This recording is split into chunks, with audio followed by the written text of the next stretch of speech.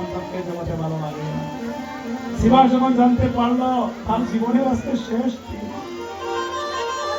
শিবাস মনে মনে ভাবল, আমি মানব কুলে জন্ম পেয়েছি, বলি সাধনার ফলে আমি ব্রাহ্মণ কুলে জন্ম পেয়েছি, উঁচু কুলে জন্ম পেয়েছি, কিন্তু উঁচু কুলে জন্ম নিয়ে আমি একদিন সাধন ভজন জগতে করলাম না, আমি একদিন ভাগবত আস্বাদন করলাম না, আজ আমার জীবনের শেষ দিন। শিবাস মনে মনে ভাবলো, না আজকে আমি ভোরবেলা গঙ্গা স্নান করে, জীবনে তো কোনো কিছু করতে পারলাম না, আর আজকে যখন শেষ দিন তাহলে আমি একটু গঙ্গা স্নান করবো। শিবাস প্রভাত বেলা গিয়ে গঙ্গা স্নান করে এবার দেখতে পেলেন একজন পণ্ডিত মশাই ছোট্ট ছোট্ট বালকদেরকে ভাগবত পড়াচ্ছে, ভাগবত আস্বাদন করাচ্ছে। শিবাস কি করলো বাবা, শিবাস গঙ্গা স্নান করে এসে ওই পণ্ডিতের কাছে ভাগবত আস্বাদন করতে বসে গেল। মনে মনে ভাবলো, প্রতিদিন তার ভাগবত শ্রবণ করিনি, ব্রাহ্মণ কুলে জন্ম নিয়ে, আর আজকে যখন শেষ দিন তাহলে আমি না হয় একটু ভাগবত আস্বাদন করি। শিবাস যখন ভাগবত আস্বাদন করতে, যখন ভক্ত সঙ্গ করতে যখন বসে গেল, ওইদিকে যমদূত আসলো তাকে নেওয়ার জন্য, শিবাসকে নেওয়ার জন্য। যমদূত বসে রইল, কিন্তু শিবাস তো ভক্ত সঙ্গ থেকে আর উঠছে না বাবা, ভাগবত আস্বাদন থেকে শিবাস আর উঠছে না। এবার যমদূত অপেক্ষা করতে করতে এবার মনে মনে ভাবলো, যদি কোনো ভক্ত কোনোদিন যদি ভক্ত সঙ্গ করে, ভগবানের এমন করে সাধু সঙ্গ থাকে, ভাগবত আস্বাদন করতে থাকে, তারা তাকে কোনোদিন যমদূত স্পর্শ করতে পারে না। হরি বল জয় রাধে। যমদূত মনে মনে চিন্তা করলো, আমি তো আজকে শিবাসকে নিতে পারবো না। এবার ধাক্কা মেরে শিবাসকে সংকেত দিয়ে গেলেন, শিবাস আজকে ছিল তোমার জীবনের শেষ দিন, কিন্তু তুমি ভাগবত আস্বাদন করেছো বলে, তুমি সাধু সঙ্গ করছো বলে আমি তোমাকে আজকে নিতে পারলাম না। আমি তোমাকে কথা দিয়ে গেলাম, আমি যে কোনো একদিন আমি তোমাকে নিয়ে চলে যাবো শিবাস, আমি যে কোনো একদিন তোমাকে নিয়ে চলে যাবো। শিবাস মনে মনে ভাবলো, আজকে আমার জীবনে যখন শেষ দিন ছিল, আর আমি আজকে যখন নতুন জন্ম পেয়েছি, আজকে থেকে আমি যত দিন বাঁচবো ততদিন আমি কৃষ্ণ নাম করে, বাকিটা জন্ম আমি সাধু সঙ্গ করে হরি বল হরি বল হরি বল বলে আমার বাকি জীবনকে আমি পার করে দেব। সেদিন থেকে শিবাস হয়ে গেল ভক্ত। শিবাস মহাপুরের কীর্তন দেখুন, এত ভক্ত হলো আমার শিবাস, এত ভক্ত হলো। মহাপুরের সঙ্গ ছাড়া আর মহাপুরের কীর্তন ছাড়া জগতে আর কিছু তার কাছে ভালো লাগে না, আর কিছু ভালো লাগে না। আর এই মহাপুরুষ সেদিকে ঘোষণা দিয়ে বললেন, শিবাস তুমি তো আমার শ্রীভক্তের মানুষ, যদি কীর্তন করতে হয় আমি তোমার অঙ্গনে কীর্তন করবো, কারণ তুমি আমার শ্রীভক্তের মানুষ। কারণ কি জানো, এই যে ভগবানের দেশের মানুষের প্রতি কত ভালোবাসা, দেখেন ভগবান হয়ে বলতে পারলেন না। শিবাস শ্রীহট্টের মানুষ, জগন্নাথ মিশ্র শ্রীহট্টের মানুষ, অদ্বৈত প্রভু উনিও হলেন আমাদের শ্রীহট্টের মানুষ। এবং মহাপ্রভু মনে মনে ভাবলেন, যদি কীর্তন করতে হয় তাহলে আমি আমার শ্রীহট্টের অঙ্গনে কীর্তন করবো, আমি শিবাসের অঙ্গনে কীর্তন করা মানে আমার শ্রীহট্টের অঙ্গনে কীর্তন করা। এই জন্য আমার মহাপ্রভু কীর্তন করিবার জন্য এই শিবাস অঙ্গনকে বেছে দিলেন। তাই গুরু হরি। আজ বেলি অবসানে এই যে বেলা অবসান, সন্ধ্যা চলে এসেছে, সন্ধ্যা এই হলো সন্ধ্যা বেলা। বেলি অবসানে মহাপ্রভু সুরতমের তীরে কীর্তন করছেন, নৃত্য করছেন, হরিব। তাই মহাজন বলছে, হ্যাঁ সুরতমের তীরে আজ গৌর কিশোর আর ভক্তগণের সঙ্গে নিয়ে প্রভু আমার আনন্দের হরিব। আর কি বললেন দেখুন,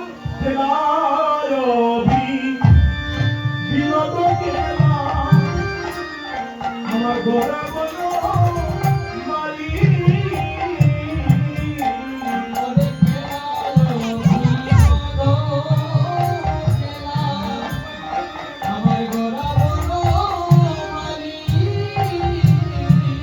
বলি কেলা বিনোদ কেলা আমার গোরা বলো মালি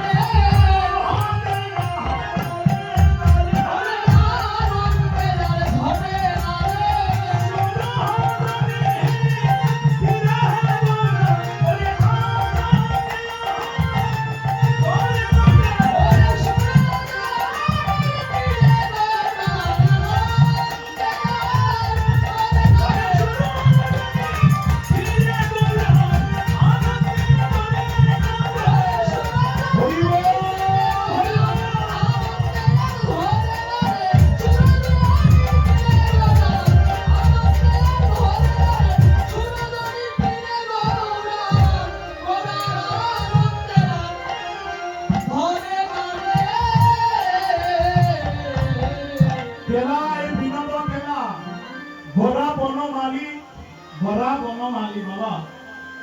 এখানে যে মহাজন যে পদগুলো লিপিবদ্ধ করছেন আস্তে, যে লীলা কীর্তন বা পদাবলী কীর্তন, এই কীর্তনটা হচ্ছে রসের জায়গা, ওই কীর্তনটা হচ্ছে ভক্তির জায়গা। মহাপ্রভু যাদেরকে নিয়ে কীর্তন আস্বাদন করেছিলেন সব কিন্তু মরমী ভক্ত ছিল, অনুরাগী ভক্ত ছিল। এই জন্য কীর্তন হয়েছে দুই প্রকার, এক প্রকার হয়েছে নাম কীর্তন আর আরেক প্রকার হয়েছে লীলা কীর্তন। প্রভুর নাম কীর্তন রসে ধারে নিয়া যারা বাহিরঙ্গা ভক্ত, বাহিরঙ্গা ভক্ত নিয়ে নর্তনার কীর্তন, আর অন্তরঙ্গ ভক্ত নিয়ে প্রেম আস্বাদন। হরিবল হরি। বাহিরঙ্গা ভক্ত নিয়ে নর্তনার কীর্তন বসেন, অন্তরঙ্গ ভক্ত নিয়ে প্রভু আমার প্রেম আস্বাদন। তো লীলা কীর্তনটা সম্পূর্ণ হয়েছে প্রেমের বিষয়, ভক্তির বিষয়। লক্ষ্য করুন, এখানে আমরা যে আজকে লক্ষ লক্ষ টাকা খরচ করে বাবা মায়েরা, এটা কথা লক্ষ্য হয় বাবা, কথা হয়েছে বাবা। এই যে আজকে আমার যে দাদা এখানে কীর্তনের আয়োজন করেছেন, লক্ষ লক্ষ টাকা খরচ, অক্লান্ত পরিশ্রম। তো এই পরিশ্রমটা খেনে, এই অর্থটা ব্যয় করছেন খেনে কোন উদ্দেশ্য নিয়ে? একটা কথা বলেন না, মানুষটা গাইবার লাগেনি, মানুষের খালি কিছুদিন গাইবার লাগেনি। এই যে লক্ষ লক্ষ টাকা খরচ করছেন, অক্লান্ত পরিশ্রম করিয়া এই আয়োজনটা করছেন কেন? সংসারের মঙ্গলের জন্য। যার উদ্দেশ্য নিয়ে কীর্তন, ওনার বিধি আত্মা শান্তি কামনা করে। তো এই অঙ্গনে গতকালকে অধিবাসের মাধ্যমে খাতে আনছেন, খারা আইছিলেন এই অঙ্গনে। হয়তো আমার চর্মচক্ষু দিয়ে দর্শন করতে পারছি না বাবা, কিন্তু এই অঙ্গনে আমার মহাপ্রভু এসেছেন। এই অঙ্গনে আমার মহাপ্রভুর অন্তরঙ্গ ভক্ত যারা সবাই কিন্তু এই অঙ্গনে এসেছেন। আনিয়া মহন্তগণ করিয়ে তো নিবেদন, ৬৪ মহন্ত এই অঙ্গনে গতকালকে অধিবাসের মাধ্যমে আমরা উপনীত হয়েছি। সাধুগুরু বৈষ্ণব এই অঙ্গনে উপনীত হয়েছেন। তাই এবং আমি যে কীর্তন গাইতাম আইছি বাবা, এই কীর্তনটা হারে শোনাই ভালো গেছি। এই যে আমার এত দেখা দিয়ে এখানে আনছেন, এই কীর্তনটা হারে শোনাই ভালো লাগে। আপনারা কীর্তন শোনাইবার লেগে বানাইছেন তা নয়। এই কীর্তন আমাকে আমার উদ্দেশ্য হলো, এখানে যারা কীর্তন পরিবেশন করে তারা হলো গৌরীদাস, তারা হলো গৌরীদাস। গৌরীদাসের ঘরে ঘরে প্রভু আমার কি করছেন বাবা, নয়ন বলে খাচ্ছেন। গৌরীদাসের ঘরে ঘরে আমার মহাপ্রভু খাচ্ছেন। হরিবল। ওই কীর্তন হয়েছেন গৌরীদাস। আমি যে কথাটি বলছি, যদি আমার মহাপ্রভু খুশি হয়ে যান,